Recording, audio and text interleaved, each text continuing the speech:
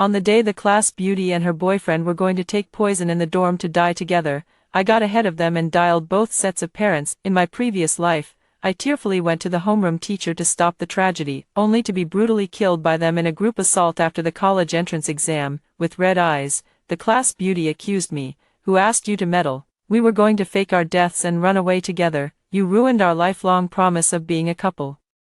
For life. When I opened my eyes again, I had returned to the day the class beauty was going to die for love. Watching them, I smiled. This time, I didn't stop them. I helped lock the dormitory door securely. After all, this time I wanted to witness them walking the path to the underworld with my own eyes. I've decided, at 10 o'clock tonight, I'm going to commit suicide with my boyfriend. Don't any of you try to stop me. Liang Tian stood on the podium, tears falling like broken strings of pearls, her voice trembling yet resolute, her whole person as fragile as crystal that might shatter at any moment. She wore that faded floral dress, her long hair cascading over her shoulders, eyes swollen and red, lips pale. Standing there, she looked like a tragic yet beautiful painting. The classroom fell silent for a full 3 seconds, then waves of sobbing broke out one after another. Tian, don't do anything stupid. Zhao Lin, sitting in the front row, was the first to burst into tears and rushed forward to hug her. Liang Tian,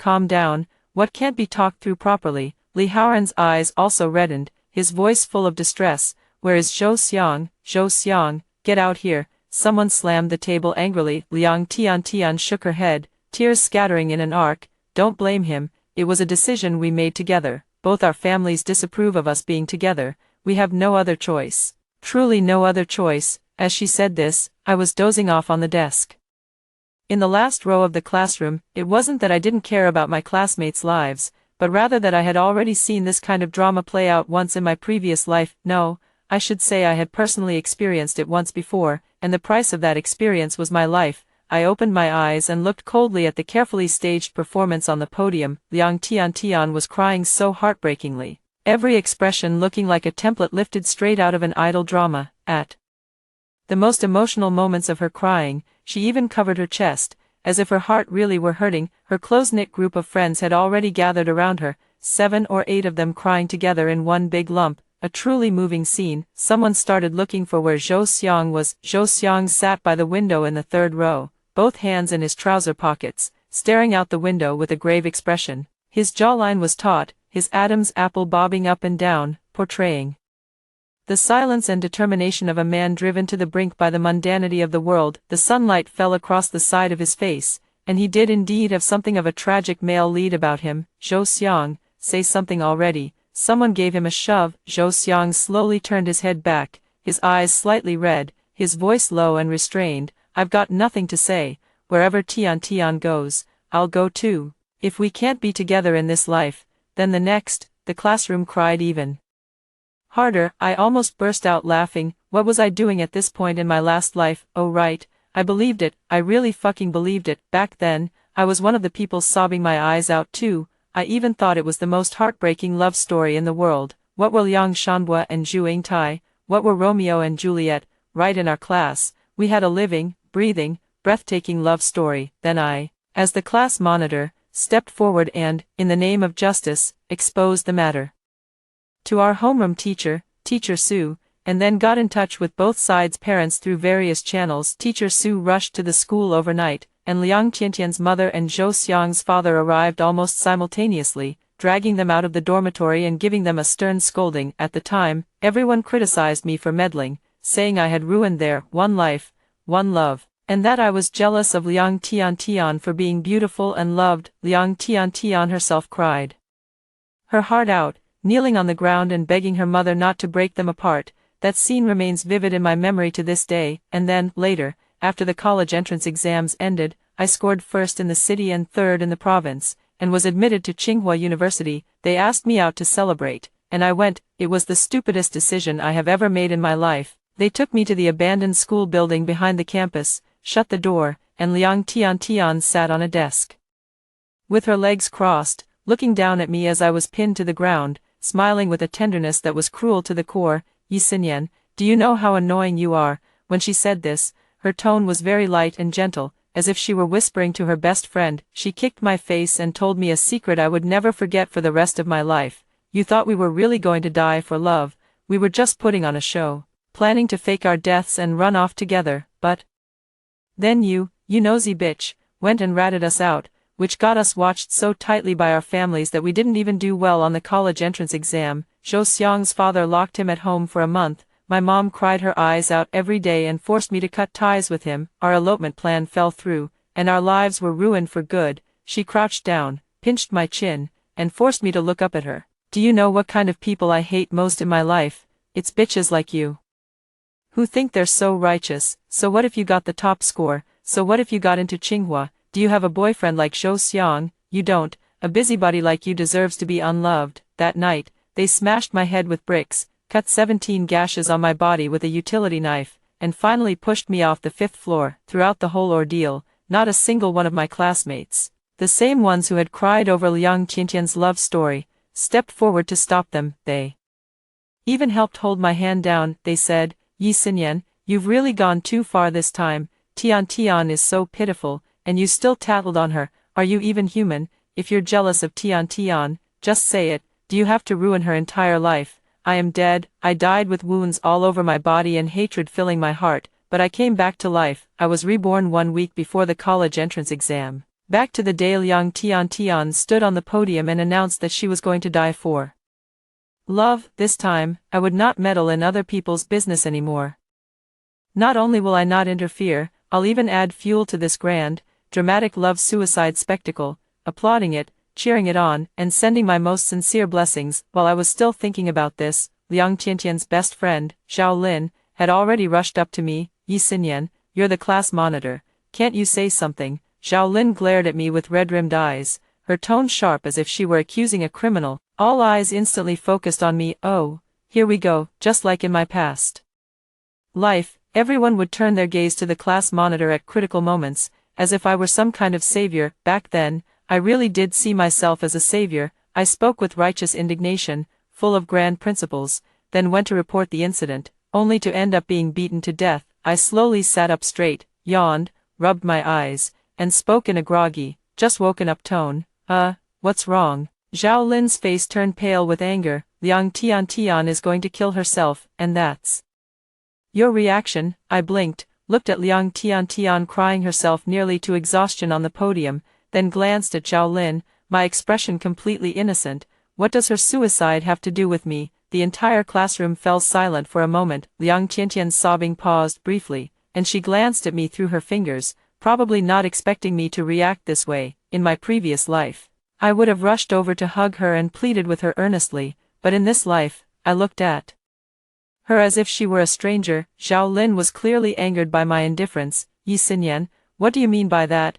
You're the class monitor. A classmate is about to commit suicide, and you don't care. The class monitor isn't responsible for being everyone's mother." I stood up, stretched, tidied the books on the table, and stuffed them into my backpack. Besides, didn't she say no one should stop her? She made it so clear. Why would I go and make myself unwelcome? When I said that, my tone was very casual, as if I were talking about how nice the weather is today, but I kept observing Liang Qianqian's reaction out of the corner of my eye. Her facial expression management was truly professional. In that moment, surprise, confusion, and displeasure were all drowned out by her even more overwhelming tears. She covered her face and let out a piercing cry. Forget it. Don't make things difficult for the class monitor. She never liked me anyway. Maybe she'd be happier if I were dead." As soon as those words were spoken, the entire class looked at me differently. I'm all too familiar with that look. They looked at me the same way in my past life. It's as if Liang Qianqian's suicide attempt is entirely my fault, as if I'm some cold-hearted, unforgivable villain. "Yi Xinyan, you've really gone too far." Zhang Wei, the sports committee member, stood up and slammed the table. Tian is about to die, and you're still saying such heartless words." "That's right, you're always meddling in other people's business, so why are you staying out of it when it really matters?" The study committee member, Fang Min, adjusted her glasses and spoke with a sharp tone. Tian, don't cry. If she won't help you, we will." Several other girls gathered around Liang Tian, shielding her in the center as if protecting a little princess bullied by the whole world. I looked at this group of people, a familiar wave of disgust rising in my chest. In my past life, it was this very group that beat me to death. Zhang Wei, the one who slammed the table and cursed at me, was the first to smash a brick against my forehead, the one who pushed up her glasses and gave me that sarcastic look. Fong Min was the one who held down my left hand. Among those girls gathered around Liang Tian, offering their concern and comfort, some helped cover my mouth to keep me from crying out, while others stood by clapping and cheering. Now, as I watched them rally around Liang Tian, I find it utterly ironic. Liang Tian, nestled among them, cried with such deep sorrow, her words coming in broken sobs. Don't blame Yi Xinyan, she wasn't wrong, this was always between me and Zhou Xiang, it has nothing to do with anyone else, none of you are allowed to blame her. Listen to that,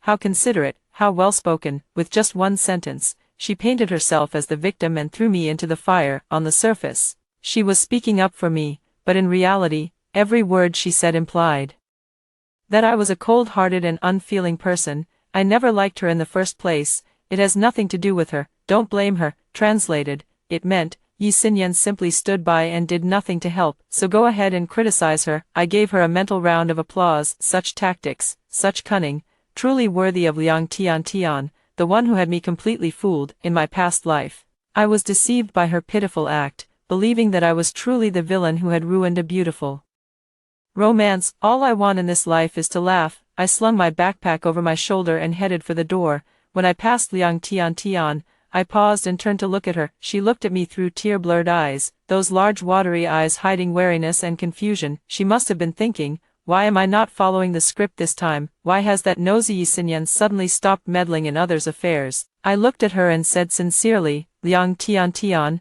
I respect your choice. Her tears froze on her face. If you want to die, then go ahead and die. Really, I fully support you. It's not easy to live even once in this life according to your own will. I admire your courage to muster the resolve to die. After saying that, I smiled at her, a smile that was absolutely sincere, absolutely from the heart, and absolutely without any hint of sarcasm. Then I left. A chorus of curses erupted from behind me. Yi Xinyan, are you even human? Tian, don't listen to her, she's just a lunatic. I'm going to find Teacher Su. Yes, go find Teacher Su.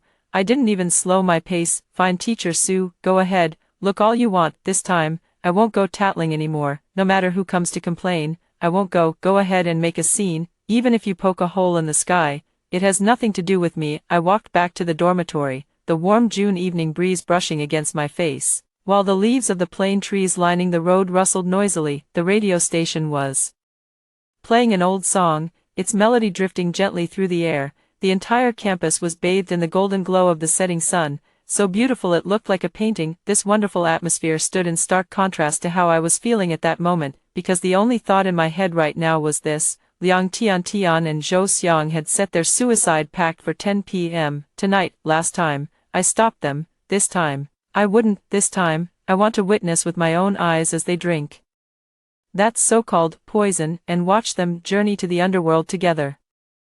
Wait, hold on. In my past life, they claimed they were going to die for love, but in reality, they faked their deaths and ran away together. That means they won't actually drink poison. Most likely, they'll consume some harmless substitute, like water mixed with red dye or some kind of drug that causes temporary unconsciousness but isn't fatal. After making a commotion, they were discovered, then taken to the hospital, then came back to life, and finally eloped amidst the chaos. That should have been the script, but here's the problem. In my previous life, I ruined this plan, so I have no idea what kind of medicine they originally prepared. What if the poison is too strong and they actually die? What if the dose isn't calculated properly and the fake act turns into the real thing? I stood downstairs by the dorm building for a full 2 minutes, feeling the evening breeze as I seriously thought about this question. And then I reached a conclusion: none of my business. They decided on their own to die, whether it was real death or fake death. It was their own choice. As an onlooker,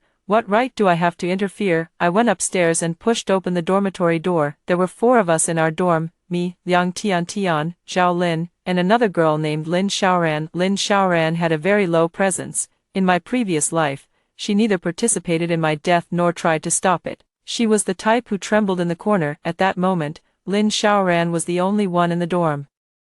She sat on her bed, lost in thought, her eyes red and swollen, clearly having just cried. Seeing me come in, she froze for a moment, as if wanting to say something but holding back. Say whatever you want to say. I threw my backpack onto the bed, is Tian Tian really going to commit suicide? Lin Xiaoran's voice was soft and quiet, as if afraid of disturbing something. I sat down and took off my shoes. If she says she wants to die, then she wants to die. Aren't you going to try to talk her out of it? Why should I? Lin Xiaoran bit her lip, hesitating for a long time before saying, "You're the class monitor, Lin Xiaoran." I turned to look her in the eye and said word by word, "Liang Tian Tian is 18 this year, she's an adult now, and whether she lives or dies is her own business. I'm just the class monitor. Why should I be responsible for her life? If she dies, do I go to jail? I wouldn't, right? Then why should I bother?" Lin Xiaoran was left speechless by my words. Her lips trembled for a long time, and in the end she lowered her head and said nothing. I lay down on the bed, closed my eyes, and a smile slowly curved at the corners of my mouth. In my previous life, on this very night, I stayed up all night, ran to find Teacher Su, called the parents, and stayed busy without a moment's rest. In the end, all I got was a vicious beating. In my life, in this life, I just wanted to get a good night's sleep. I was resting with my eyes closed when the dorm door was suddenly pushed open, and Zhao Lin helped Liang Tian Tian in. Liang Tian Tian was in very poor condition, or rather, her acting was very poor. Her face was pale, with dark circles under her eyes and no color at all in her lips. She walked unsteadily, as if she might collapse at any moment. Zhao Lin and the other two girls carefully supported her, as though escorting a fragile piece of porcelain. "Tian Tian, make sure you rest well. Whatever you do, don't do anything rash." Zhao Lin helped her onto the bed, took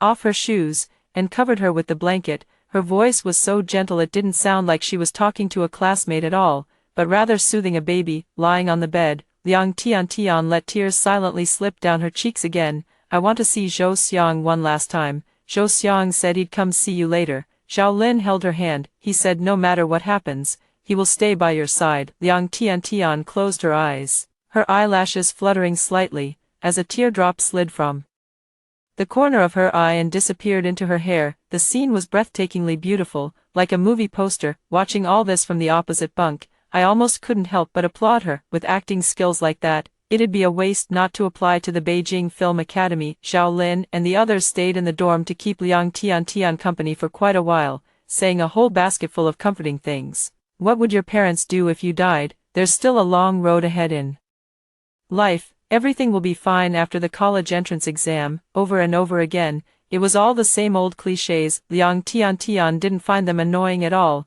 She listened to every sentence seriously, nodding from time to time and bursting into tears now and then, with her emotional management absolutely on point. After finally getting everyone to leave, the dorm fell quiet, leaving just the three of us, me, Liang Tian Tian, and Lin Xiaoran. Zhao Lin doesn't live in our dorm, she's in Class 1, but she often comes running to our dorm as if she lives here. Liang Tian Tian turned over in bed, facing away from me, her voice muffled. "Lin Xiaoran, could you step out for a moment? I have something to say to Yi Xinyan." Lin Xiaoran looked at her, then at me, hesitated for a moment, got out of bed, and left, gently closing the door behind her. The dorm room fell silent for a few seconds. Then, Liang Tian Tian turned over, sat up, and leaned against the headboard, looking at me. Her pitiful, sorrowful expression had vanished, replaced by a condescending scrutiny. Her eyes were still red, but the moisture in them had dried up, revealing a pair of eyes that were shrewd, almost to the point of harshness. "Yi Xinyan, what's wrong with you today?" She got straight to the point, her tone indifferent, without that pitiful, fragile air from before. I was lying on my side in bed, propping my head up with one hand as I looked at her. "What do you mean? What's wrong? I'm about to die. And you won't even try to talk me out of it?" She narrowed her eyes. "Aren't you usually the one who loves meddling the most? Last time, when Li Haoran got into a fight with the class next door, you chased after him all day trying to talk him down, and the time before that, when Zhang Wei cheated on the exam, you went straight to Teacher Su to report him. So why is it that when it's my turn, you suddenly don't care anymore?" I smiled. She genuinely cared that I wasn't paying attention to her. It wasn't because she cared about me, but because my not interfering had disrupted her plan. She needed someone to step forward and stop her, then be moved by her, and then become her witness. She needed everyone to play a role in her story, and when I, her pawn, suddenly stopped following the script, she panicked. "Liang Tian Tian," I slowly sat up, facing her. "You're right, I used to be a busybody, meddling in Li Haoran's affairs, Zhang Wei's affairs, this and that. after meddling around, I realized one thing. What is it? Busybodies usually don't end well. Liang Tian stared at me for a moment, as if trying to gauge how many layers of meaning were in my words. I smiled and continued, besides, didn't you say that no one should stop you? If I were to stop you, wouldn't you think I was meddling? Don't you usually hate it the most when I meddle in other people's business? Now that I'm about to die, I've figured it out.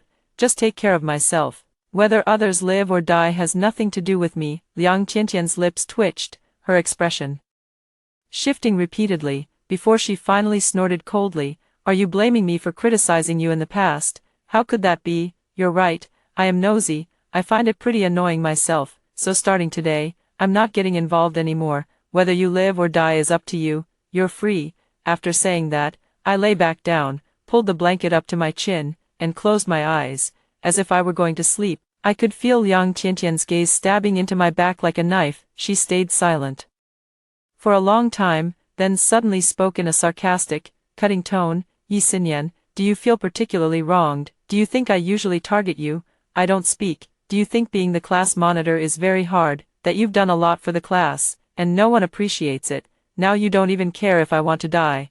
Are you just trying to get back at me, right?" I still didn't say a word. "Ha," she sneered. "Yi Xinyan, do you know why everyone dislikes you? Because you love showing off too much. You brag everywhere when you get first place, and as class monitor, you boss everyone around. Who do you think you are? Do you think people will thank you for meddling in everything? Stop dreaming. Everyone just finds you annoying." I opened my eyes, staring at the fluorescent light on the ceiling, my heart as calm as a stagnant pond. She said these words in her previous life too, but she said them right before she killed me. Back then, she pressed her foot against my face, listing my crimes one by one, each word cutting into my heart like a knife. At the time, I cried and apologized, saying I would never meddle in other people's business again. Now she said these words ahead of time, and all I need to say is one sentence: "You were right." I turned over and faced away from her, my voice as light as a murmur in a dream. "So I won't meddle in other people's business anymore. Are you satisfied now?" Liang Tian fell silent. Maybe my reaction was too calm, so calm that it made her think something was wrong. She opened her mouth to say something more, but just then Lin Xiaoran pushed the door open and entered, forcing her to swallow her words. She lay back down, resuming that tragic, dying beauty. Outside the window, the sky grew darker and darker, the moon climbed up the treetops, and the lights in the teaching building went out one by one. Time passed minute by minute. I lay with my eyes open in the darkness, listening to the sound of Liang Tian tossing and turning in her bed. She was waiting for 10 o'clock, waiting for Zhou Xiang to come find her, so they could rush together toward their earth-shattering death. At 9:30, Liang Tiantian's phone vibrated. She quickly picked it up, glanced at it, then sat up and started getting dressed. Lin Xiaoran, still awake, asked softly, Tian, where are you going?" "To meet Zhou Xiang." Liang Tiantian's voice was unnaturally calm. "One last meeting." Lin Xiaoran let out an "ah," wanting to say something but unable to. In the end, she only said softly, "Be careful." Liang Tian put on her clothes and walked to the door, but suddenly stopped. She turned her head and glanced at me. I closed my eyes, breathing evenly, pretending to be asleep. She looked at me for 2 seconds, a meaningful curve forming at the corner of her mouth.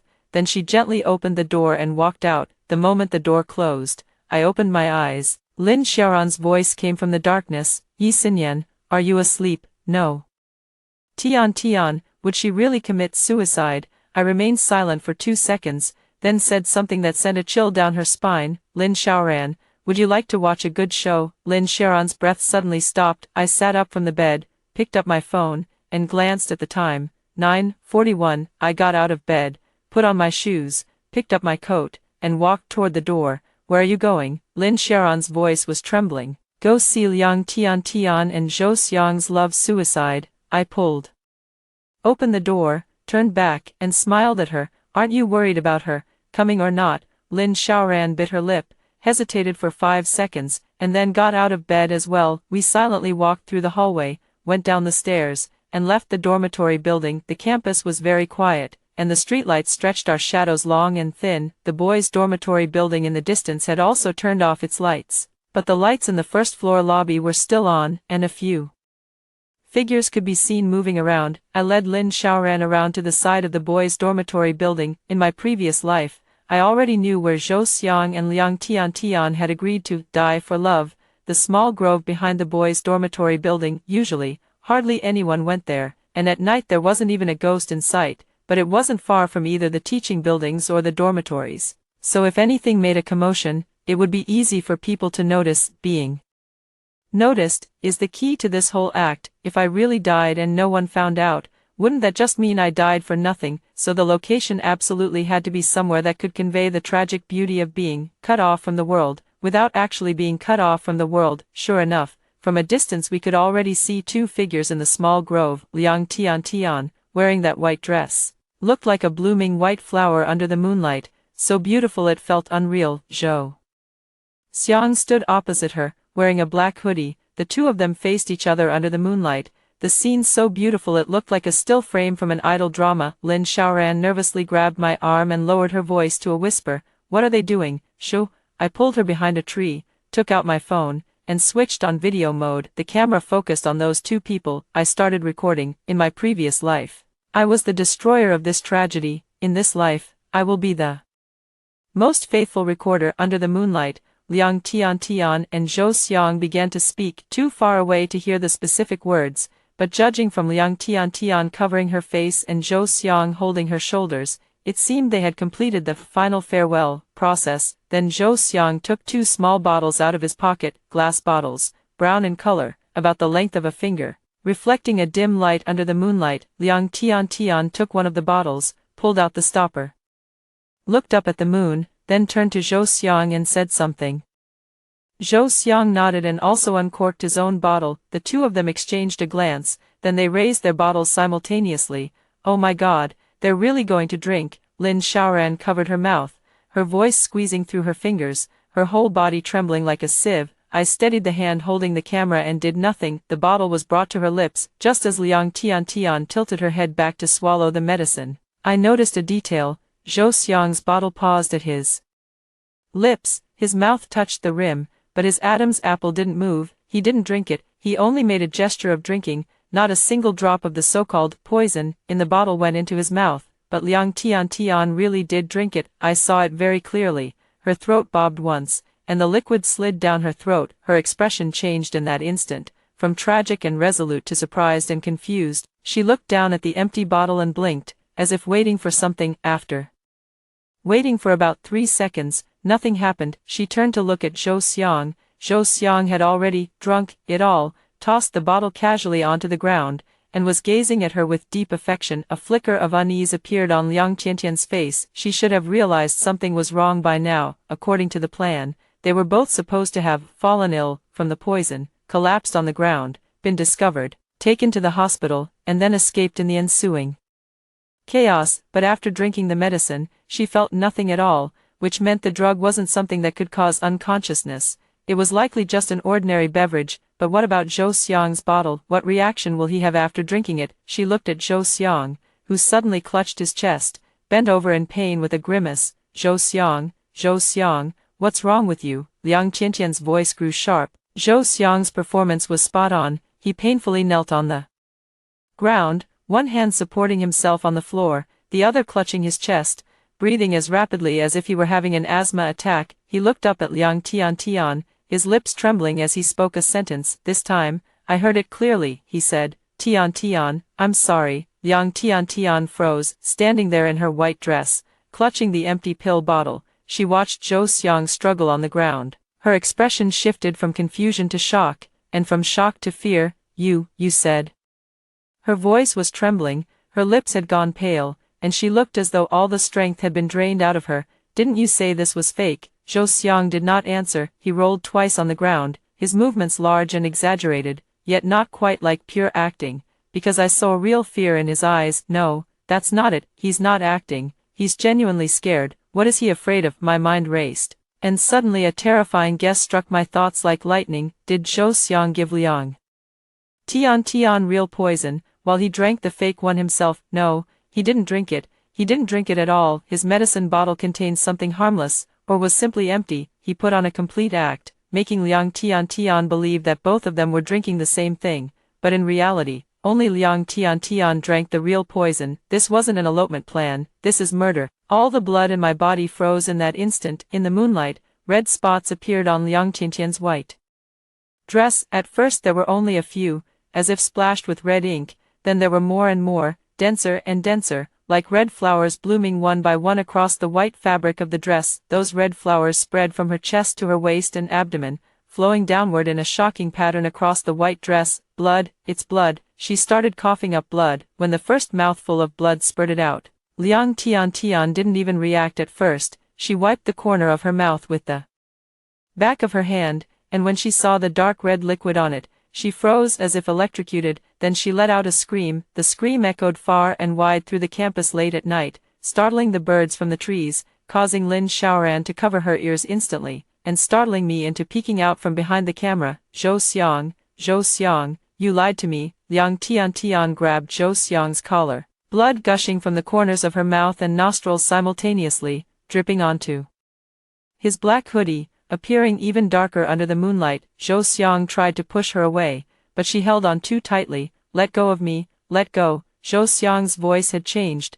He was no longer the deeply affectionate, tragic male lead from before, but an ordinary person scared out of his wits. He forcefully pried open Liang Tian's fingers, which were covered in blood, sticky and slippery. As soon as he freed one, another would wrap around him again. I was wrong, Tian, I was wrong, but I had no choice. My family wouldn't agree. My parents said if I didn't break up with you, they wouldn't let me take the college entrance exam. I had no choice. I really had no choice. Zhou Xiang was speaking incoherently, backing away as he talked. So you're going to kill me? Liang Tian's voice no longer sounded human. It was shrill, as if it were coming from hell itself, and blood spurted out with every word she said. You promised me we'd fake our deaths and run away together, and you fucking poisoned me. I didn't mean to kill you.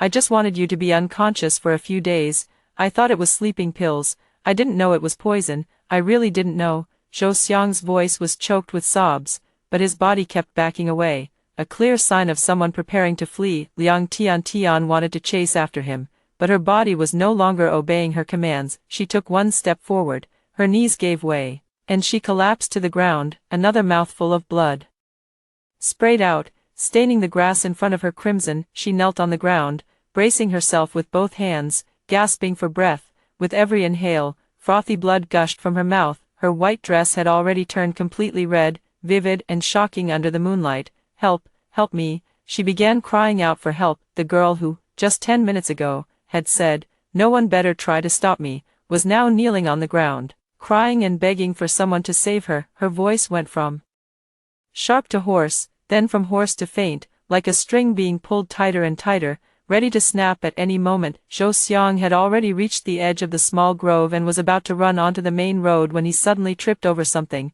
It was Lin Xiaoran's leg. Lin Xiaoran had rushed out from behind a tree at some point, whether intentionally or accidentally, and the timing of her leg sticking out was just right. Zhou Xiang fell flat on his face, but my attention wasn't on Zhou Xiang, on Liang Tian. She lay on the ground. A pool of blood already spread beneath her, shimmering with a dark, glossy sheen under the moonlight. She was still calling for help, but her voice had grown so faint it was almost inaudible, like the hum of a mosquito. She desperately crawled forward, her nails digging into the soil, leaving 10 bloody trails on the ground. The direction she was crawling toward was the direction of the teaching building, not the dormitory, not the school gate, but the teaching building. Where did she want to go? The answer struck me the next second. She wanted to go to the classroom. There are people in the classroom. There is evening self-study tonight. The lights in the senior year classrooms won't go out until 10:30 p.m. It's 10:20 now, so there should still be many people studying in the classroom. She wasn't looking for a teacher, and she wasn't looking for the school doctor. She wanted to find those classmates who had cried for her, been moved by her, and vowed to remember her for the rest of their lives. She was going to perform a real death in front of them. I put down my phone and stood under the moonlight, watching Liang Tian struggle to crawl toward the teaching building. Blood trailed behind her, leaving a long mark like a red snake winding across the ground. Lin Xiaoran stood beside me, trembling all over, her face pale, her lips quivering as if trying to say something, but not a single word came out. I didn't move. I just stood there, watching Liang Tian inch forward bit by bit. To be honest, I really wanted to rush up and help her, but I held back, not out of hatred, but because I suddenly remembered a scene, last life, when I was beaten until my head was split open and bleeding, lying on the ground begging them to let me go. Liang Tian sat on the table, stepped on my face with her foot, and said with a smile, Yi Xinyan, do you think anyone will come save you if you die? No, no one came to save me. Now, there is no one who will come to save her. This is called karma, this is called the wheel of heaven turning, but I still followed her over, not to save her,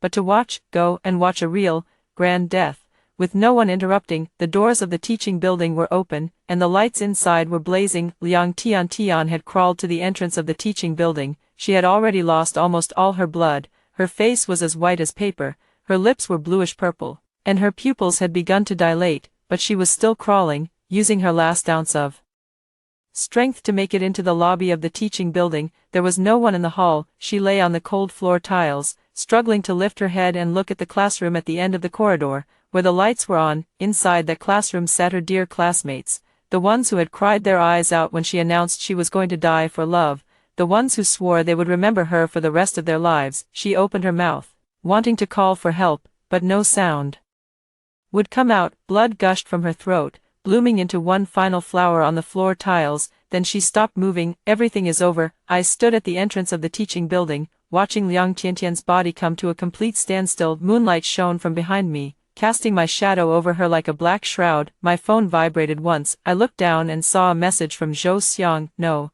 it wasn't sent to me. It was posted in the class group chat, just one sentence, followed by countless exclamation marks. Liang Tian really drank poison. Someone come quickly, she's going to die. The class group chat exploded. Zhao Lin, what does that mean? Zhang Wei, Zhou Xiang, explain yourself clearly. Fang Min, what happened to Tian? Weren't you two just pretending? Fang Min's message was halfway sent before she withdrew it, but I knew what she wanted to say in the second half. Weren't you faking your death? This statement should be known by Liang Tiantian's circle of close friends, but they couldn't say it, because saying it would be equivalent to admitting they were accomplices. Immediately afterward, messages from all 42 people in the class began flooding the chat frantically. Some were asking for the address, some were calling the police, some were crying, and some were cursing Zhou Xiang. No one cared that Liang Tian was already dead. She lay there, her red dress covered in dust and dirt, her face buried in her arms, her hair spread all over the floor like a flower knocked down by a torrential rain. I crouched down and reached out to check for her breath. No breathing, no heartbeat, gone cold. I stood up and looked at the messages constantly popping up on my phone screen, slowly typing out a line of text. Don't come, Liang Tian is already dead, right where you all swore to remember her. After sending it, the class group chat fell silent for a full 10 seconds. Then messages flooded out like a breached dam. Yi Xinyan, what are you saying? Tian is dead. No way, you're lying. Where are you? Where is Tian? I didn't reply anymore. Instead, I opened my phone's photo album and found the video I had just recorded. Moonlight, a small grove, 2 bottles, one untouched, one drained dry, pain, struggle, coughing up blood, crawling, death. It was recorded the whole way through. I saved the video in an encrypted album and set up 3 backups. Then I turned off my phone, lifted my head, looked at Liang Tiantian's body, and said softly, very softly, one sentence, Liang Tian, may you rest in peace. This time, no one will stop you anymore. The evening breeze blew, stirring Liang Tiantian's loose long hair and rustling the leaves of the old locust tree at the entrance of the teaching building. Sirens sound in the distance, closer and closer, louder and louder. I turned around and walked toward the dormitory. As I walked to the dormitory building, I bumped into Zhao Lin head-on. Zhao Lin was wearing pajamas and slippers, her hair disheveled, her eyes wide as saucers. The moment she saw me, she rushed forward, grabbed my shoulders, her nails digging into my flesh, her voice sharp enough to pierce the night sky. Yi Xinyan, where is Tian? What did you mean by that message you sent? I looked at her calmly. Zhao Lin, you're hurting me. Where is Tian? I asked. Tears had already welled up in her eyes. I couldn't tell whether it was from panic or fear. At the entrance of the teaching building, go see for yourself. Zhao Lin let go of me and ran toward the teaching building like a madwoman. He took 2 steps before turning back, grabbed my arm, and said, come with me. I'm not going. Yi Xinyan, Zhao Lin. I looked into her eyes and said each word slowly. Liang Tian said that no one should stop her, so I really didn't stop her. For all of you who said you would remember her, isn't this the best chance to remember her now? Zhao Lin froze. She stared at me blankly, opening and closing her mouth again and again, like a doll whose batteries had been taken out. Then she let go of my arm, turned around, and ran into the darkness. I went upstairs, entered the dormitory, took off my shoes, lay down on the bed, and pulled the covers over myself. Lin Xiaoran had returned at some point. She was sitting on her own bed, curled up into a ball like a frightened cat. Her eyes were red and swollen, and her lips were covered in tooth marks. Clearly, she had cried on the way back and then bitten her lips to hold back the tears. None of us said anything. The dorm was so quiet that we could hear the sound of people on the corridor, awakened by the sirens, running back and forth. We could hear the screams and cries coming from the direction of the distant teaching building. We could hear our own heartbeats. After who knows how long, Lin Xiaoran asked softly, "Yi Xinyan, are you asleep?" "No, just now." "Why didn't you go save her?" "Because she said no one should stop her." Lin Xiaoran remained silent for a long time, so long that I thought she had already fallen asleep. Then her voice sounded again in the darkness, carrying an indescribable emotion. "Yi Xinyan, I think you're terrifying." I smiled, buried my face in the pillow, and closed my eyes. Terrifying, maybe, but compared to being beaten to death by the entire class, this kind of terror is already gentle beyond words. The siren blared throughout the campus all night long. The ambulance came and left without sounding its siren on the way back.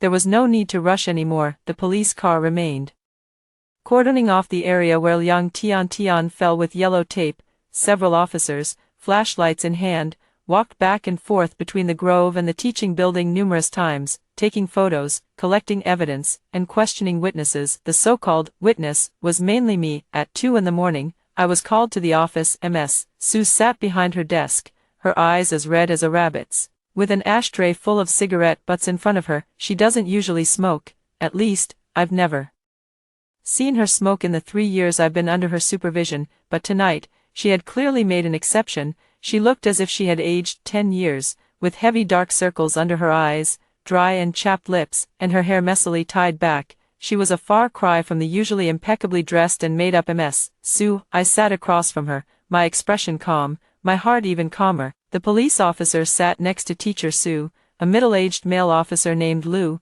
He liked to spin his pen while speaking, appearing very easygoing, but every word he asked was laced with hooks. "Student Yi Xinyan, please describe once more what you saw." I had already described it 3 times, but he still wanted me to repeat it, clearly checking for inconsistencies in my answers at different points in time. This is an interrogation technique. Although I haven't experienced it in my previous life, I've seen plenty of it in TV dramas. I remained calm and composed, using the same tone, the same wording, and the same details to deliver my 4th statement unhurriedly. At 9:41 tonight, my roommate Lin Xiaoran and I left the dormitory building and headed to the small grove behind the boys' dormitory. Around 9:52, we saw Liang Tian and Zhou Xiang in the grove. Around 9:58, I saw Zhou Xiang take 2 brown glass bottles from his pocket. The 2 of them each held a bottle and exchanged a few words. At exactly 10 o'clock, I saw both of them bring the bottles to their lips at the same time. At 10:01, Liang Tian swallowed the liquid from her bottle, while Zhou Xiang only touched his lips with his bottle and didn't drink. At 10:03, Liang Tian started vomiting blood. At 10:04, Zhou Xiang said, Tian, I'm sorry," and then tried to run away. At 10:06, Liang Tian began crawling toward the teaching building. Around 10:12, I confirmed at the entrance of the teaching building that Liang Tian had no breathing or heartbeat. Officer Lu scribbled quickly on the paper, his pen moving at a rapid pace. "You said you recorded the entire process on your phone." "Yes." "Please hand over your phone to us as evidence." I hesitated for a moment. In my past life, I suffered too many losses from handing over evidence, whether at school or in society. Once you give something away, you lose control over it. It can be tampered with, deleted, or accidentally lost, and then you become a liar who can't produce evidence. But this time, I have a backup. I took out my phone, opened the photo album in front of Officer Lu, found the video, and played it once. Officer Lu and Teacher Su both leaned in to watch, their expressions changing 7 or 8 times within a minute. After the video finished playing, the office fell as silent as a tomb. Teacher Su covered her mouth, and the tears in her eyes finally fell. Officer Lu frowned, his pen-twirling hand paused, and the pen slipped from his fingers onto the table, rolling around in a circle. Why didn't you save her, Ms. Sue's voice squeezed through her fingers, choked with sobs and an indescribable emotion, perhaps shock, perhaps anger, and perhaps also self-blame for not having noticed the problem earlier. Liang Tian said, "No one should stop her." Teacher Sue suddenly looked up at me, her eyes red and filled with disbelief. She opened her mouth to say something, but Officer Liu raised a hand to stop her. "Student Yi Xinyan, how is your relationship with classmate Liang Tian? The question was cleverly asked. Seemingly casual, but actually assessing my motive for the crime, I answered straightforwardly, "We have an average relationship." "How average is it?" "She is the class beauty, and I am the class monitor. She thinks I'm nosy, and I think she's a bit pretentious. We've never had any direct conflicts, but we don't really like each other." Officer Liu started twirling his pen again. "So, why do you think Liang Tian would commit suicide?" This question is even more difficult because suicide for love and murder are two completely different types of cases. Officer Liu was testing to see if I knew the inside story. I looked into his eyes and said 4 words. "I don't know." "You don't know?" "I don't know if she was really going to commit suicide or just pretending. I don't know what medicine she drank, and I don't know why Zhou Xiang didn't drink it. I only know what I saw. Liang Tian drank a bottle of something and then died." My response was flawless, because I was telling the truth. I truly didn't know whether all of this was Liang Tian and Zhou Xiang's plan or Zhou Xiang's unilateral act of murder. I only began piecing together the truth after everything had happened, and at the moment it occurred, I truly just saw these events. Officer Liu stared at me for a full 5 seconds, his not-so-large eyes filled with scrutiny and suspicion, but he said nothing. Lowering his head to write another line in his notebook, the conversation lasted nearly an hour, with the same questions asked over and over.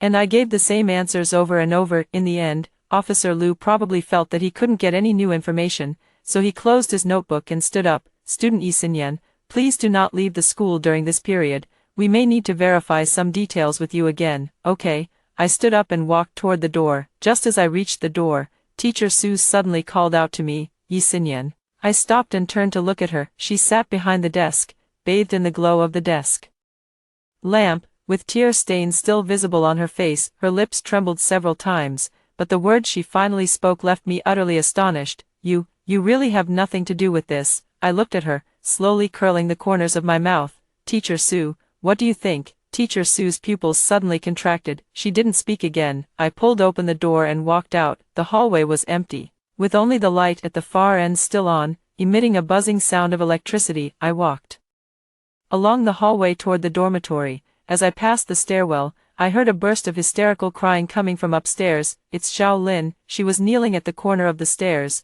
holding a girl in a school uniform and crying her heart out. That girl was Fang Min, the class study committee member. She usually wore round-framed glasses and spoke slowly and deliberately. At this moment, her glasses were askew on her face, and she was crying so hard that she had lost all strength, leaning on Zhao Lin's shoulder like a limp rag. Around them stood 7 or 8 other people, all classmates from their class. Everyone's eyes were red, some were crying, some were staring blankly, and some were whispering on the phone, their voices hushed so low it was as if they were afraid of disturbing something unclean. As I walked over, all eyes turned to me in unison. In those gazes, there was sorrow, fear, anger, and an indescribable hostility. Zhao Lin was the first to rush over. She crashed into me like a cannonball, grabbing the collar of my school uniform with both hands and shoving me against the wall. The back of my head hit the wall with a dull thud, and a wave of throbbing pain spread from the point of impact. "Yi Xinyan, are you even human?" Zhao Lin's face was less than 10 centimeters from mine.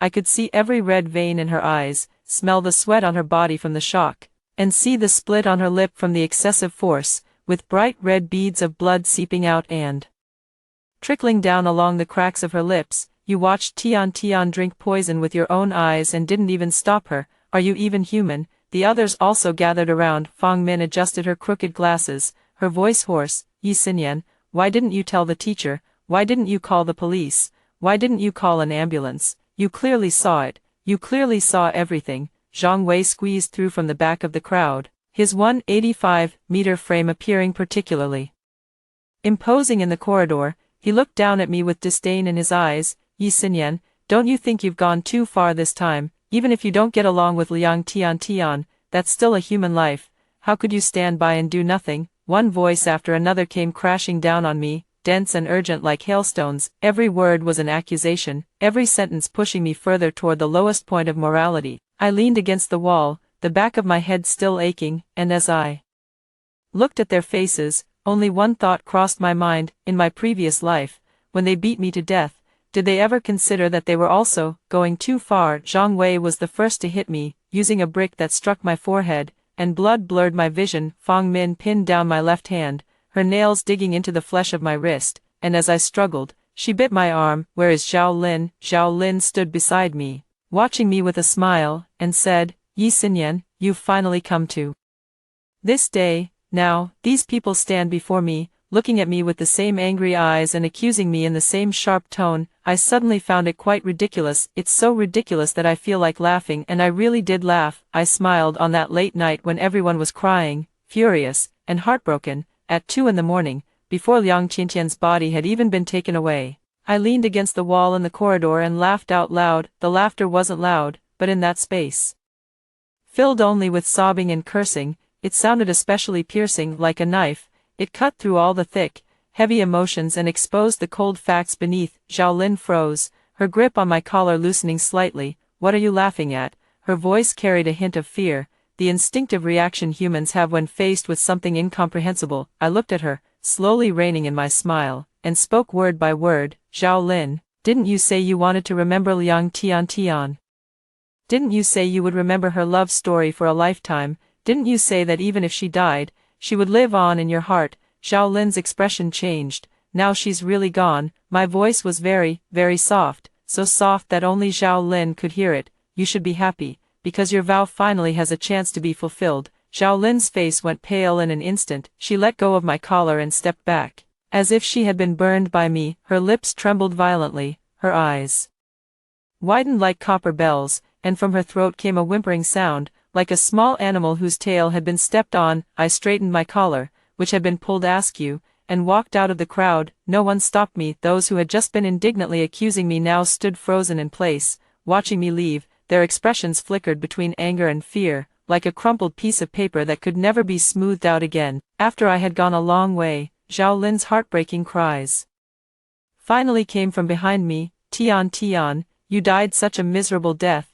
Tian, the crying echoed through the empty campus, wave after wave, sounding like the howls of some nocturnal animal, but to me, it sounded more like the curtain call of a cheesy melodrama. The next morning, the entire school knew about it. The high school campus wasn't particularly large, but it wasn't small either. However, news of a senior girl dying for love just 1 week before the college entrance exam was like a stone thrown into a calm lake. The ripples spread to every corner. Before morning self-study even began, the teaching building was already buzzing. Every class was discussing the incident, with versions ranging from, the girl was poisoned by her boyfriend, to, the girl died for love, to, the girl was bullied to death by her entire class. The most outrageous version claimed that Liang Tian wasn't actually dead. It was a fake death, and she had already been sent abroad by her family. But there was only one truth: Liang Tian is dead, completely dead.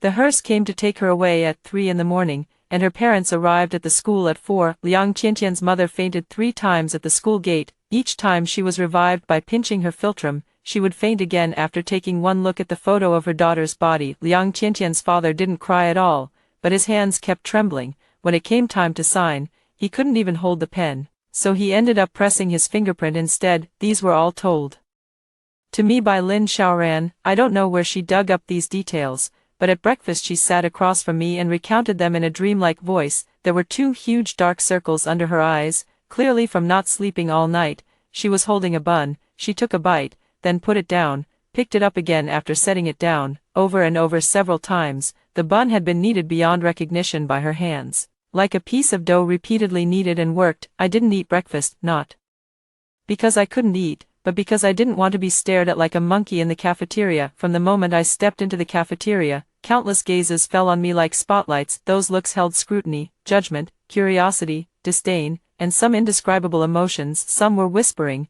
their voices hushed, but the 3 words, Yi Xinyan, buzzed in the air like mosquitoes, impossible to shake off no matter what. I carried a bowl of porridge and sat down in the corner, and Lin Xiaoran followed me over. Yi Xinyan, she hesitated for a long time before finally speaking. Why did you go to record last night? Because I wanted to preserve the truth.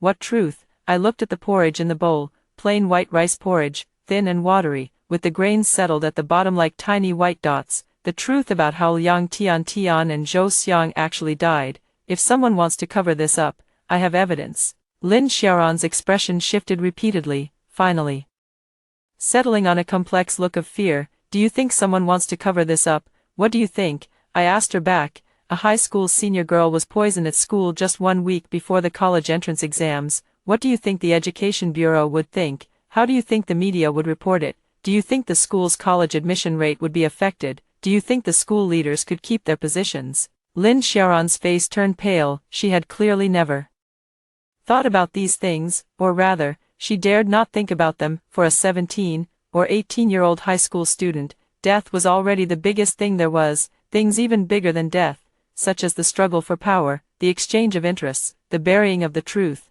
were beyond the scope of her understanding, but she would soon come to know them, because I had already seen the first signs of the storm. During the morning self-study session, Teacher Su did not come. The substitute was a political science teacher surnamed Wang. When he walked into the classroom, his expression was very grave. He stood at the podium in silence for a long time, and in the end he only said 2 sentences. There's no class today, study on your own. If you need anything, feel free to come find me anytime. Then he sat down behind the podium, lowered his head to look at his phone, and occasionally looked up to scan the classroom. His gaze was weary yet guarded, as if he were watching over a group of prisoners who might riot at any moment. The atmosphere in the classroom was eerie. Some were crying softly, others were whispering, and even more remained silent, their faces wearing an indescribable expression. It wasn't sorrow or anger, but more like a collective sense of guilt, like a group of people who had done something wrong, waiting for judgment to fall. I know what they're feeling guilty about, because last night, I went through all the chat records in the class group. After Liang Tian announced her intention to die for love, I won't even mention the touching messages like, "I'll always remember you, you're the bravest person I've ever met," and, "Your story will live on in our hearts." The key is how those people reacted after Liang Tian died. Someone has retracted a message, someone deleted all of the chat logs they had previously sent, someone privately messaged at least a dozen people, telling them, "Don't let this get out," and someone else posted a line in the class group chat saying, "We know nothing," then quickly retracted it, but I still captured a screenshot of it. They are scared, because they are not innocent bystanders, they are accomplices. Liang Tiantian's suicide pact wasn't known only to her and Zhou Xiang. Zhao Lin knew, Fang Min knew, Zhang Wei knew. At least a dozen people in the inner circle were aware. They knew that Liang Tian and Zhou Xiang were planning to fake their deaths and elope, knew they would take sleeping pills to create the illusion of death, and knew it was all an act rather than a real suicide. They knew, but they didn't stop it. Not only did they not stop it, they even helped fan the flames. Zhao Lin helped Liang Tian buy that small brown bottle. Fang Min helped Liang Tian research which drugs could induce unconsciousness without being fatal. And Zhang Wei was responsible for passing messages to Zhou Xiang's side to ensure the two could be rushed to the hospital as soon as possible. After the incident, according to the plan, the person to take them to the hospital was Zhang Wei. He would, coincidentally, appear near the grove, coincidentally, discover the 2 people lying on the ground, and then, coincidentally, get them to the hospital within the golden window for rescue. Everything was arranged flawlessly, but the plan went awry. First, Zhou Xiang swapped out Liang Tiantian's medication. Second, I appeared in the grove. These 2 variables combined turned a meticulously designed fake death scheme into a real death, and every person involved in the plan now faces a terrifying question. If they admit to knowing about the fake death plan, then Liang Tiantian's death would no longer be a suicide for love, but rather an accidental manslaughter caused by a multi-person conspiracy in a fake death plan. No one can bear the weight of this accusation, so what will they do? I know exactly what they will do. They will speak with one voice, deny any knowledge of the plan, shift all the blame onto Liang Tian and Zhou Xiang, and portray themselves as innocent bystanders who knew nothing. They will point the finger at the only person who knew but failed to report it, me, because, according to the timeline, I was the last person to see Liang Tian alive. As long as they can pin the blame on me, their own suspicion will be greatly reduced. They will say, Yi Xinyan knew long ago that Liang Tian was going to commit suicide. She watched Liang Tian drink poison with her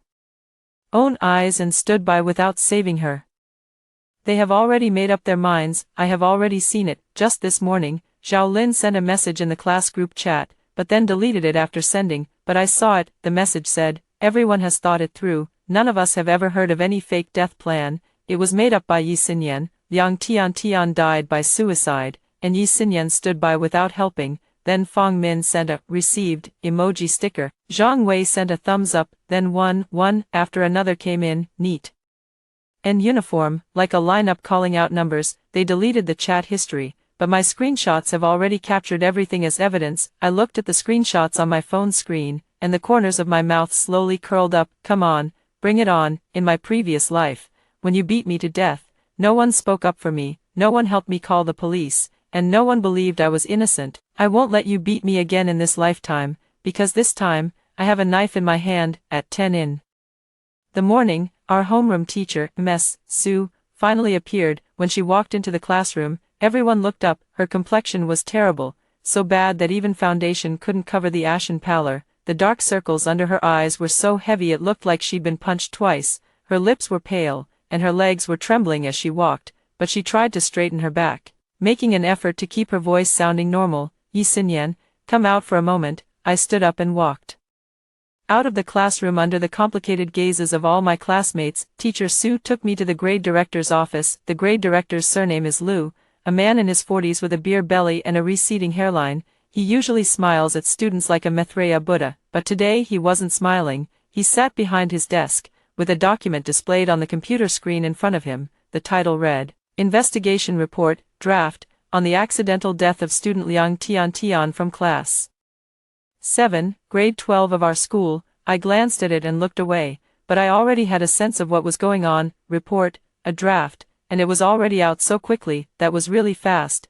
Student Yi Xinyan, please have a seat. Director Liu pointed to the chair opposite, his tone very polite, so polite it felt abnormal. I sat down. Director Liu and Teacher Su exchanged a glance. Then Director Liu cleared his throat and began to speak. His wording was very official. Every sentence seemed to have been carefully considered, with no unnecessary words and no inappropriate phrasing. Student Yi Xinyan, regarding the unfortunate passing of student Liang Tian, the school is deeply saddened. The police have already launched an investigation, and the school is actively cooperating.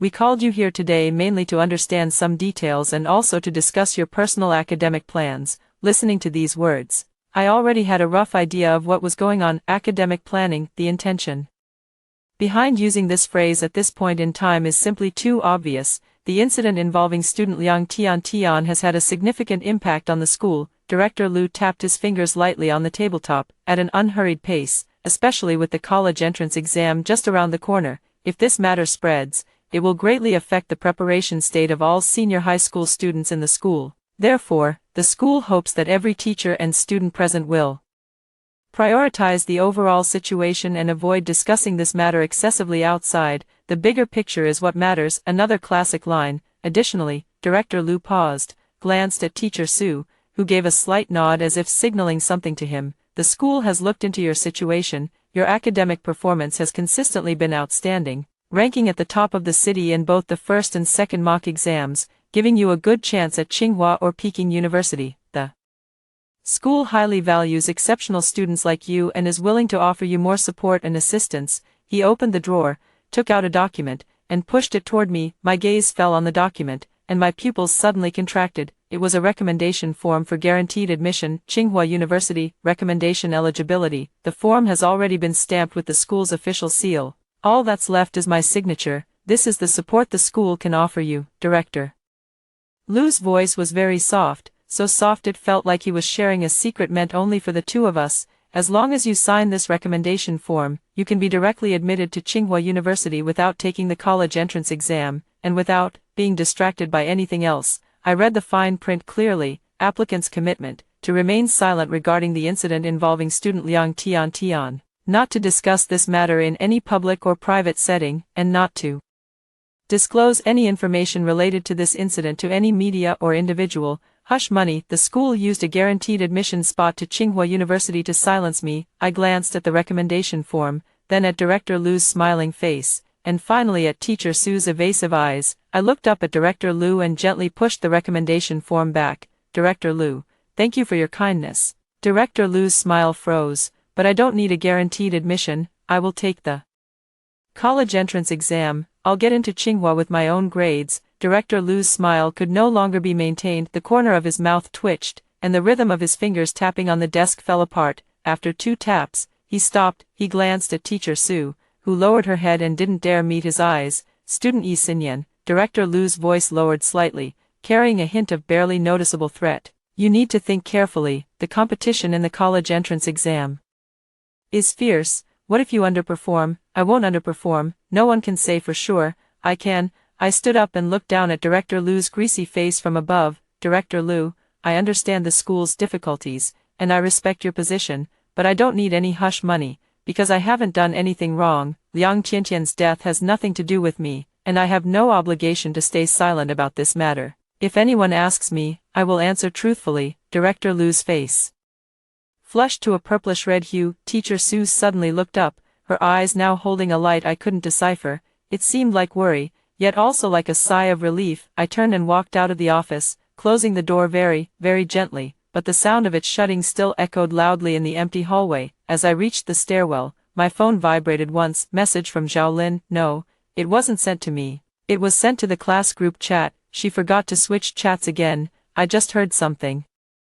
The school is going to recommend Yi Xinyan for admission to Tsinghua.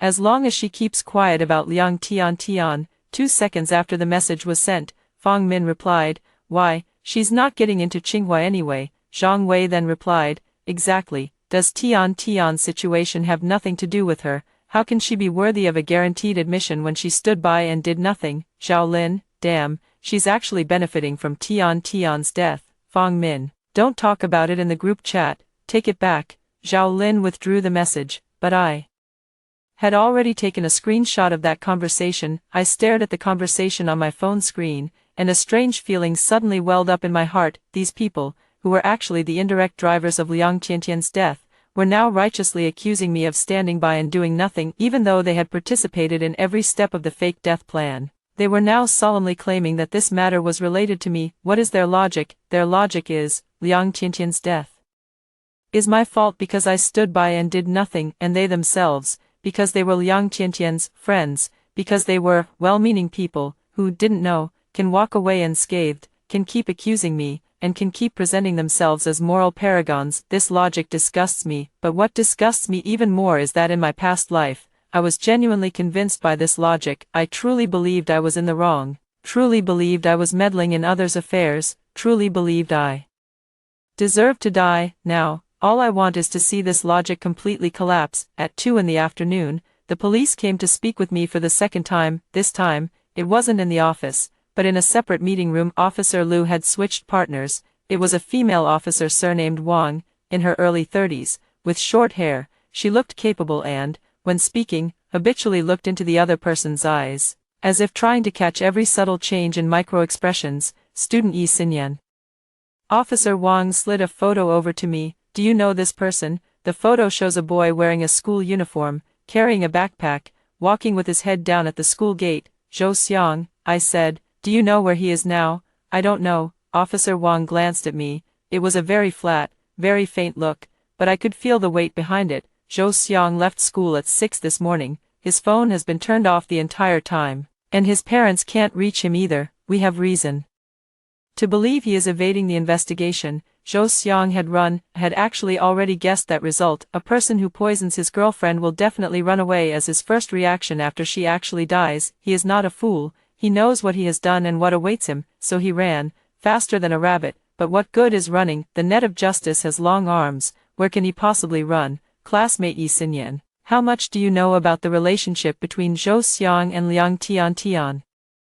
I carefully considered my wording. They were boyfriend and girlfriend, dating for about a year. Liang Qianqian's parents didn't approve of them being together, and Zhou Xiang's parents didn't agree either. Liang Tian cried many times over this, and Zhou Xiang also had conflicts with his family because of it. You said earlier that the news about Liang Tian planning to die for love and commit suicide was announced in class. Yes. Last night, before evening self-study, she said it from The podium, how many people were there at the time? All 42 students in the class were there, so you're saying that the whole class heard about Liang Qiantian's intention to commit suicide, but no one took any action to stop her. This question is a trap. If you say, no, it implies that all 40+ students in the class stood by and did nothing, which is morally and legally indefensible. If you say, yes, you would have to specify who took what measures, which would put Zhao Lin and others in an awkward position. I chose the third answer. Someone did take action. Someone went to see Teacher Su.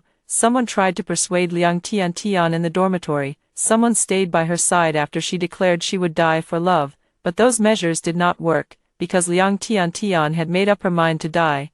I said this while looking into Officer Wang's eyes, with every word carefully chosen. I was not lying, because someone did indeed go to see Teacher Su. Zhao Lin went to see Teacher Su after Liang Tiantian declared she would die for love. Indeed, there were people in the dormitory who tried to persuade Liang Tiantian. Zhao Lin and a few other girls spent nearly an hour talking to her in the dorm. Indeed, there were people who stayed by her side. At least a dozen individuals were inseparable from her during the period leading up to the incident, but none of that matters. What matters is that I was not among those people. I am the only one who didn't take any action. And this is exactly the weapon Zhao Lin and the others planned to use against me. Officer Wang wrote something in his notebook and then asked a question that caught me off guard. Student Yi Xinyan, you don't have a good relationship with Liang Tiantian, can you elaborate on that? I pondered for a moment and decided to tell the truth. Liang Tiantian thinks I'm nosy. She feels that as the class monitor, I meddle too much and stick my nose into everything, which is really annoying. She has said this publicly more than once, and many people in the class know about it. What do you think of her? I think she's very pretty, articulate, and good at getting along with people, but sometimes she says things that make others uncomfortable, like telling the whole class, Yi Xinyan is just nosy, don't learn from her. I don't like that way of speaking. Officer Wang's pen tip paused on the paper for a moment, then continued writing. Officer Lu suddenly spoke up beside him. You said you used to be a busybody, but this time when Liang Tiantian said she was going to kill herself, you didn't do anything. Why? Here it comes. This is the question they really want to ask. I looked into Officer Lu's eyes and slowly said, because she said, no one should stop me. Officer Lu furrowed his brow. She said this very seriously, not as a joke. I think if a person isn't even afraid of death, then she certainly wouldn't want anyone to stop her. I respect her choice. The conference room fell silent for a few seconds. Officer Wang and Officer Lu exchanged a glance, then Officer Wang closed the notebook and stood up. Student Yi Xinyan, thank you for cooperating with the investigation. If needed, we will contact you again. Okay. I stood up, picked up my phone, and left the meeting room. When I walked into the hallway, I opened the class group chat and took a look. Zhao Lin is sending messages again. I just heard that Yi Xinyan turned down the guaranteed admission. Fang Min, is she crazy? Zhang Wei, stop pretending to be so high and mighty. She's definitely up to no good. Zhao Lin, no matter what she does, let's just ignore her. She doesn't feel the slightest bit sad about Tiantian's death. We won't play with someone like that. Not playing with me anymore. I stared at these 4 words and almost burst out laughing. Zhao Lin probably still thinks I'm the Yi Xinyan who cares about relationships with classmates, the Yi Xinyan who would feel sad about being isolated. She doesn't know that I don't care at all whether they play with me or not now. I only care about one thing, college entrance exam. I want to become the top scorer in the college entrance exam once again, not because I want to prove anything, but because this is the best way for me to kill them. No, not the ones who killed them, but the ones who killed their self-esteem, their sense of superiority, all the confidence they had to stand their ground in this world. Liang Tiantian is dead. Zhou Xiang has fled, and the remaining people have lost their backbone, their spiritual leader, leaving only a pile of loose sand. They will fail miserably in the college entrance exam because their minds are not on studying at all. Their time was spent crying over Liang Qiantian's love story, planning a fake death scheme, and cursing me in the class group chat. They have no time to review, no time to do exercises, and no time to fill in the gaps. And what about me? I spend all my time doing 3 things: solving practice problems, sleeping, and waiting to watch them fall apart. In my previous life, I was the top scorer in the college entrance exam. In this life, I will achieve it with even greater ease, because this time, I wasn't distracted by Liang Qiantian's dramatic suicide act, because this time, I live only for myself. When I got back to the dorm, Lin Xiaoran was packing her things. Her bed was piled high with textbooks and exam papers, and on the floor lay 2 suitcases, one already stuffed full and the other still empty. When she saw me come in, her hands paused for a moment before she went on folding clothes, but it was obvious she wasn't paying attention. She folded and unfolded a t-shirt over and over, as if trapped in some meaningless cycle. "Are you moving out?" I asked. Lin Xiaoran fell silent for a few seconds, then nodded. "Where to?" "There's a hotel near the school. My mom booked a room for me, so I'll stay there for the last few days." I understood her choice. This dorm room was where Liang Tian had lived before her death. Her bed was still there, the blanket neatly folded, and a photo of her and Zhou Xiang was stuck to the headboard, both of them smiling brightly. "Liang Tiantian's things are still here, but Liang Tian is no longer here. This pervasive aura of death is not something everyone can bear." "Okay," I said. "Be careful." Lin Xiaoran looked up at me, her lips trembling for a long time before she finally asked the question she had been holding back all day. "Yi Xinyan, are you really not afraid? What are you afraid of? Aren't you afraid that Liang Tiantian's ghost will come back for you?" I looked at Lin Xiaoran's face, which was filled with fear, and slowly curved the corners of my mouth. "I'm not afraid of ghosts." "Why?" "Because compared to ghosts, I'm more afraid of people." Lin Xiaoran was stunned for a moment, then her face instantly turned pale. She didn't say anything more and quickened her pace as she packed her things. 20 minutes later, she left the dormitory, dragging 2 suitcases behind her. Before leaving, she stood at the door for a long time, her back turned to me, her shoulders trembling slightly. Finally, she whispered, "Goodbye," her voice as faint as a mosquito's hum. The door closed. I was the only one left in the dormitory. I walked over to Liang Tiantian's bed and looked at the group photo on her bedside. In the photo, Liang Tian was smiling sweetly, her eyes curved like crescent moons. Zhou Xiang had his arm around her shoulder, the curve of his lips just right. The 2 of them looked like characters straight out of a romance novel. What a perfect match they were. One is dead, the other has run away. Is this what true, one life, one love really means? I turned the photo over, and on the back, written in pink highlighter, was a line, "Liang Tian and Zhou Xiang, together forever." I picked up the black marker on the table and added 2 words in front of "together forever." "No." Then I put the photo back in its place, lay down on my own bed, and turned off the desk lamp. Darkness surged in like a tide, completely engulfing me. I closed my eyes and slowly curved the corners of my mouth in the darkness. "Good night, Liang Tian. This time, I won't disturb your sweet dreams anymore." 3 days before the college entrance exam, the school moved Liang Tiantian's seat away. That spot was by the window in the 3rd row, where the sunlight was the best. Liang Tian used to love sitting there, taking selfies with her phone against the backdrop of the plane tree outside the window, saying the light was perfect for making her skin look fair. Now that spot is empty, with 4 faint marks left by the table legs on the floor, like traces from some kind of ritual, reminding everyone, someone once sat here, and that person is no longer here. With 2 fewer students in the class, the entire classroom felt empty. Ms. Su seemed like a completely different person. She no longer stood on the podium delivering passionate lectures as she used to. Instead, she sat behind the podium, reading key points in a hoarse voice before letting everyone study on their own. Her eyes no longer scanned the entire class but remained fixed on a point in the void, as if looking at something invisible. Occasionally, she would turn her gaze toward me. That gaze was complex, filled with scrutiny, confusion, and an indescribable sense of wariness. She's probably wondering, what kind of person is this student? She saw her classmate die right before her eyes, so why can she still calmly do practice problems as if nothing happened? Because I'm doing practice problems. I do practice problems every day. I did practice problems during morning self-study, during breaks, and during evening self-study, then kept on after returning to the dorm. I went through the past 5 years of college entrance exam past papers 3 times, again and again,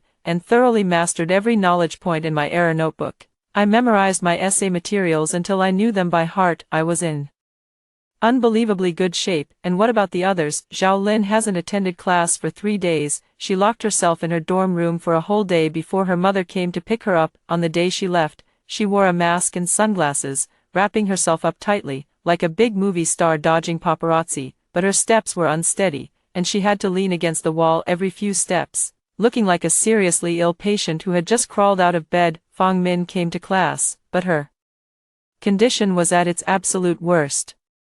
She sat at her desk, her textbook spread out in front of her, her eyes fixed on the pages, but her pupils were unfocused, taking nothing in. I glanced at the practice test on her desk. She had only completed half of the multiple-choice questions, and most of them were wrong, with pitifully few correct answers. A top student who usually ranked within the top 30 in her grade couldn't even get the basic questions right anymore. Zhang Wei simply took 3 days of sick leave. He wasn't sick, he was afraid. He was afraid of being called in for questioning, afraid the police would trace it back to him, afraid Liang Qianqian's ghost would come for him in the middle of the night. I heard he had his mother put a pair of scissors under his pillow, saying it could ward off evil spirits. The rest of the class wasn't much better. Some cried secretly during breaks, some huddled together whispering in the hallway, and some slept at their desks all day long. The entire class 7 of grade 12 was like an empty shell with its souls sucked out. Everyone pretended to be normal, but no one could pull it off convincingly. Occasionally,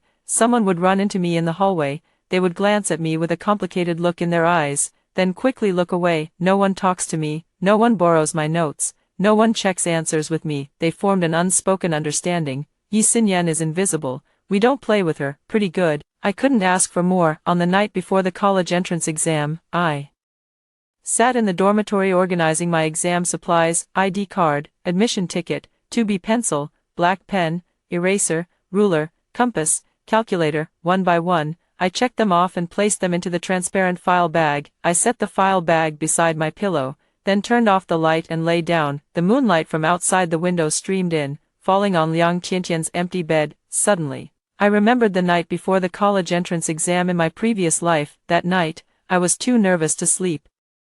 Tossing and turning as I thought about Liang Tian and Zhou Xiang, I felt I had done a great deed, saving 2 lives, and was sure I would be rewarded for it. Instead of a reward, what came were bricks and a utility knife. In this lifetime, I have no distracting thoughts. I closed my eyes and fell asleep in 3 seconds. On the day of the college entrance exam, the sunlight was brilliant. When I walked into the exam hall, my state of mind was as calm as a stagnant pond. No, not stagnant, it was a deep pool, seemingly placid on the surface, yet with undercurrents swirling beneath. But this swirling wasn't anxiety or nervousness, it was a force ready to be unleashed, like a bowstring pulled taut. Once released, the arrow would fly, swift and precise, hitting the bullseye dead center. Chinese, math, English, and science combined. For exams, 2 days, I performed at the best level of my life. For the third sub-question of the last big math problem, I solved it 3 different ways and chose the most concise one to write on the answer sheet. For the English essay,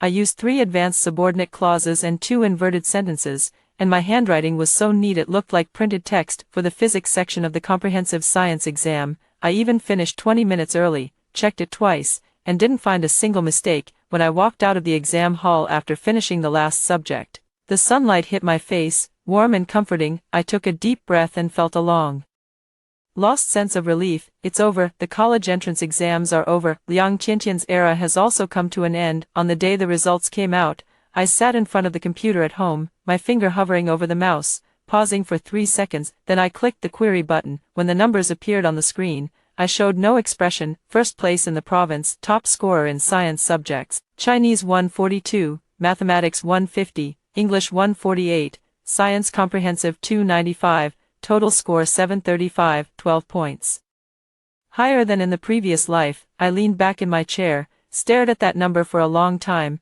and then slowly smiled. It wasn't a hearty laugh, but a calm, confident smile, as if everything was under control, like playing a big game of chess. Finally reaching the checkmate move, my phone started vibrating wildly. Messages kept pouring in, one after another, from relatives, middle school classmates, even elementary school classmates, and even a few university admissions offices: Tsinghua, Peking University, Fudan, Shanghai Jiaotong, one after another, like lining up to check in. I didn't reply to any of them. I just opened the class group chat. The class group has already exploded, not because I came top of the province, but because among the 42 students in our class, not a single person's score was worth looking at. Zhao Lin, 412 total points. Someone who usually scores 550 only got 412 on the college entrance exam. Fang Min, 486 total points. Her goal was Fudan, and now even the first-year cutoff is in jeopardy. Zhang Wei, total score 389.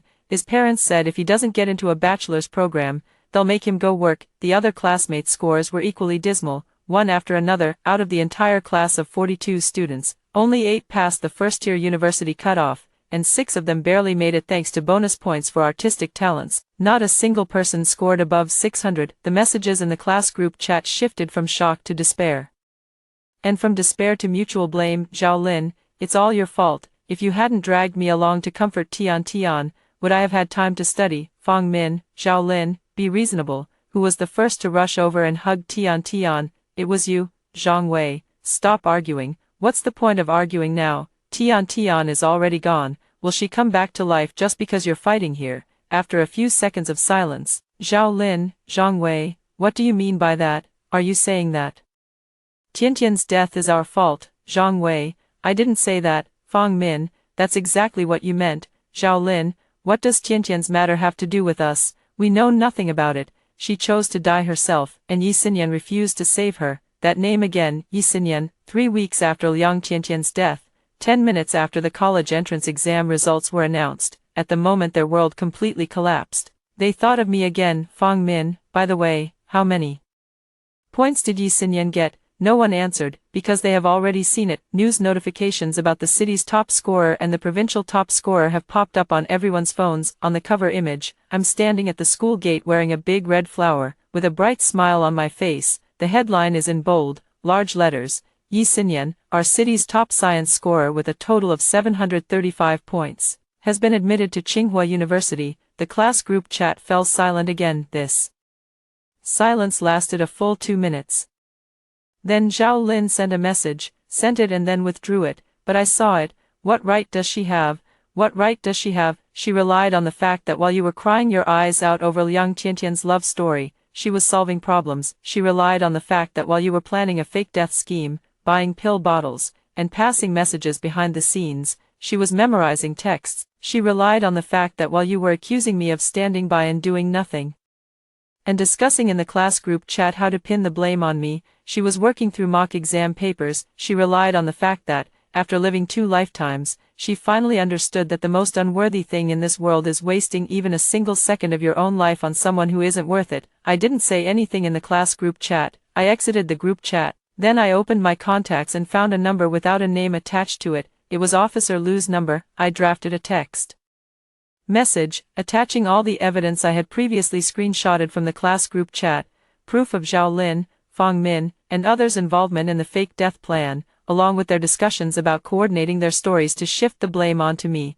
and sent it all to him. Finally, I added a sentence, Officer Lu, these materials might be helpful for the investigation of Liang Tian's case. Send. Then I turned off my phone, walked to the window, and pushed it open. The June wind, carrying the scent of gardenias, rushed in and lifted the papers on the desk. The sun was shining brightly, the sky was a clear blue, and everything was moving in the best possible direction. I remember that day in my previous life, when my body was found in the grass beneath the abandoned school building. No one called the police, no one called an ambulance, they just left me there, like throwing away a bag of trash. It was the janitor sweeping the floor the next morning who discovered my body and called the police. Then my parents rushed to the school in tears, only to see a body that was beyond recognition. In that life, no one sought justice for me. In this life, I'm going to get back what I deserve. In mid-August, I received my admission letter from Tsinghua University, red envelope with gold embossed lettering, heavy in my hand, like a brick. I weighed it in my hands and suddenly found it amusing.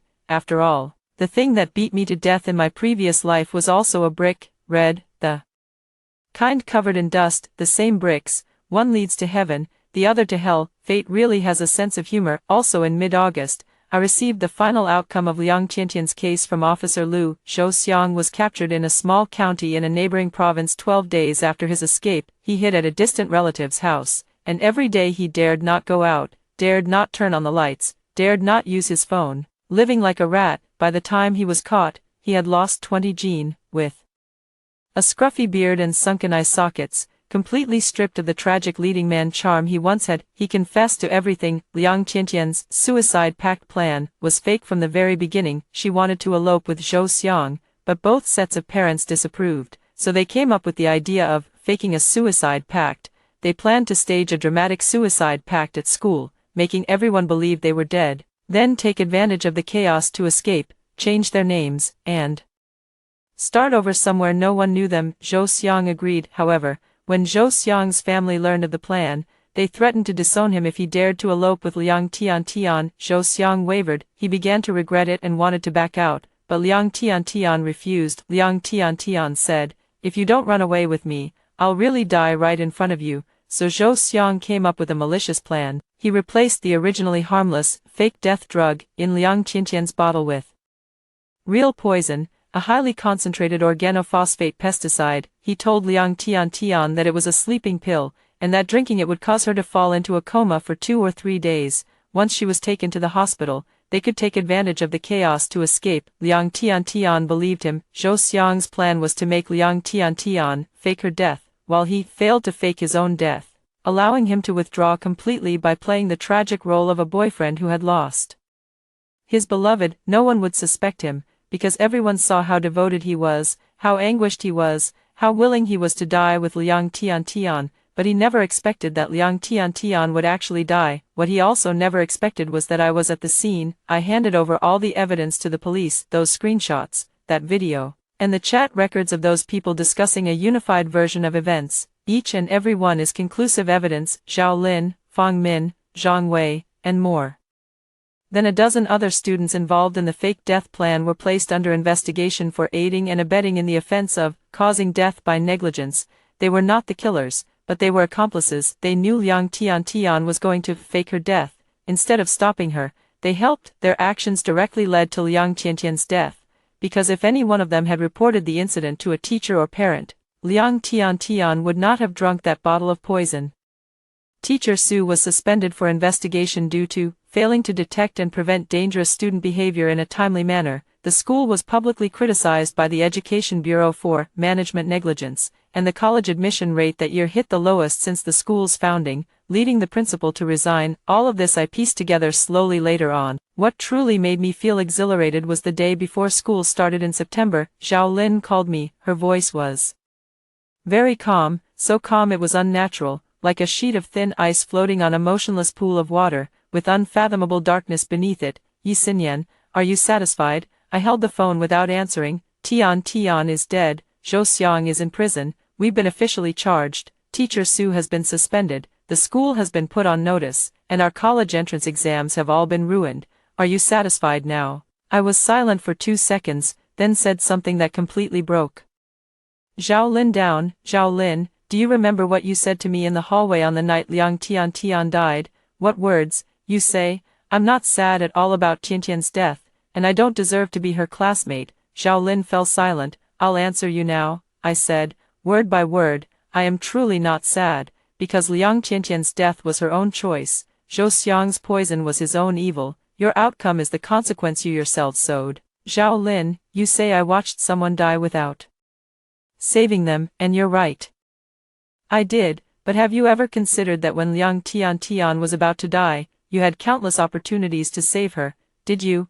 A choked sob came from the other end of the phone. You didn't. You helped her buy the medicine bottle, you helped her pass on information, you helped her act out that play. You didn't just watch someone die without saving them, you added fuel to the fire. You deserve to die more than I do. The call ended. Zhao Lin hung up. I put down my phone, looked at the gradually darkening sky outside the window, and let out a long sigh. Zhao Lin's question was a good one. Are you satisfied now? Am I satisfied? I thought about it, and the answer is no, not because the revenge wasn't harsh enough, but because none of this should have happened in the first place. Liang Tiantian shouldn't have died, Zhou Xiang shouldn't be in prison, Zhao Lin and the others shouldn't be under investigation, and I shouldn't have lived 2 lifetimes. If everyone could live well, take the college entrance exam well, and walk their own path well, how wonderful this world would be. But this world never gets better because of your expectations, it only gets worse because you are not ruthless enough. So I have no regrets. I don't regret it at all. In September, Tsinghua University started its new semester. As I dragged my suitcase through the school gate, the sun was shining just right. The ginkgo leaves were just beginning to turn yellow, and everywhere there were welcome banners and senior students holding signs. Some waved at me, others called out, "New student, this way." It was incredibly lively. I stood at the school gate and glanced back at the path I had taken. An 18-year-old girl, dragging a suitcase, carrying a backpack, with an admission letter and an encrypted USB drive in her pocket. The USB drive contained a video and over 100 screenshots, each representing a human life. Those were all things of the past. I turned my head and walked into Tsinghua Garden. The wind blew from behind, rustling the ginkgo leaves as if whispering something. I didn't look back. In this lifetime, I only moved forward. After hearing the story above, what are your thoughts? Feel free to share your opinions in the comments section. Looking forward to hearing from you. If you liked this story, don't forget to like it, share it, and subscribe to my channel. See you next time.